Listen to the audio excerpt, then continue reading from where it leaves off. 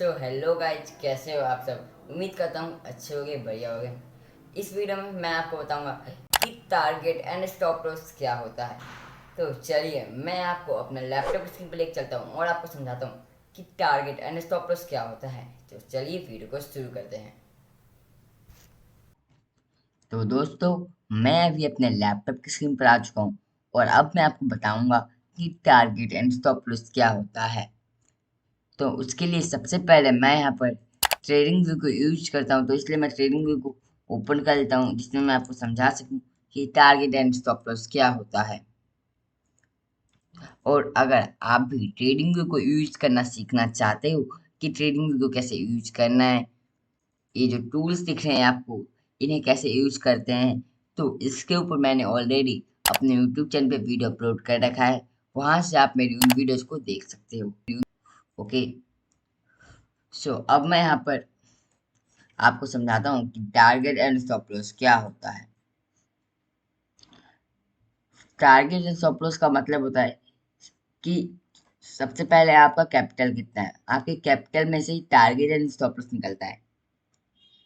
For example आपका capital है यहाँ पर, फॉर एग्जाम्पल आपका कैपिटल यहाँ पर है 10,000। ओके, 10,000 आप अपना कैपिटल लगा के कोई ट्रेड ले रहे हो।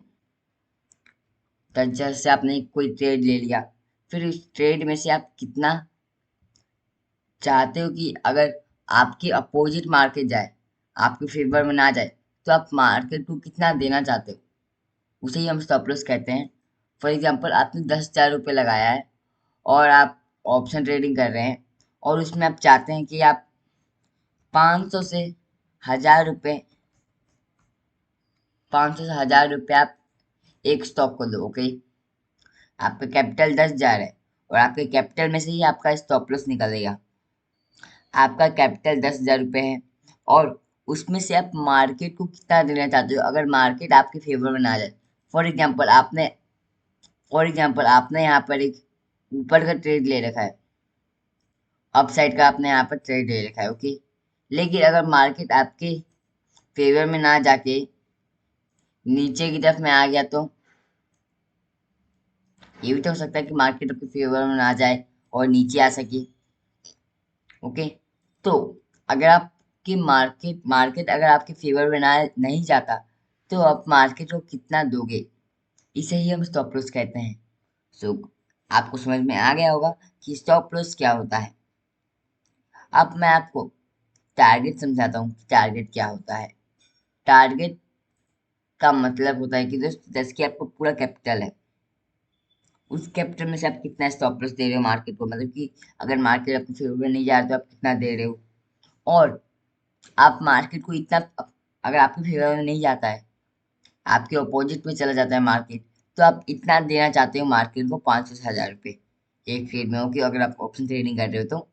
और अगर आपके फेवर में जाए मार्केट, तो आपको मार्केट से कितना चाहिए, ये भी हो सकता है कि आप 2,000 रुपये लो, 1:2 का टारगेट रख रहे हो, 1:3 का टारगेट रख रहे हो।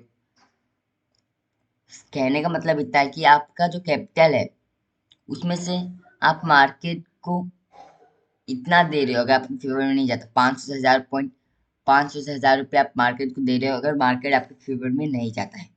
लेकिन अगर मार्केट आपके फेवर में जाता है, तो आपका जितना स्टॉप लॉस है उससे आप डबल ट्रिपल ले सकते हो, या फिर 1:2 का रख लो, 1:3 रख लो, 1:1। ये सब आपकी साइकोलॉजी पे निर्भर है। ओके, तो आई होप आपको समझ में आ गया होगा कि टारगेट एंड स्टॉप लॉस क्या होता है। मैं यहाँ पर लिख देता हूँ कि अगर आप 10,000 रुपये लगा रहे हो तो आपको कितना रुपये चाहिए।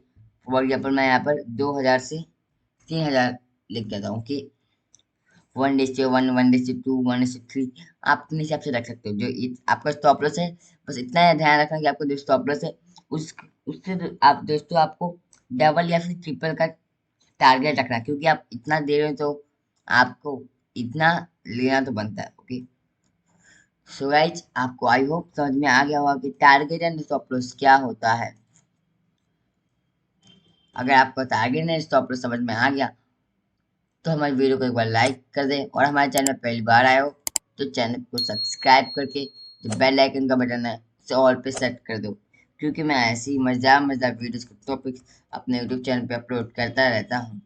ओके, और अगर आपको कोई डाउट हो तो आप मुझे कमेंट कर सकते हैं, मैं उसके ऊपर एक वीडियो बना दूंगा। तो दोस्तों, अब हम सीधे अगली वीडियो में मिलेंगे, तब तक के लिए जय हिंद, जय भारत।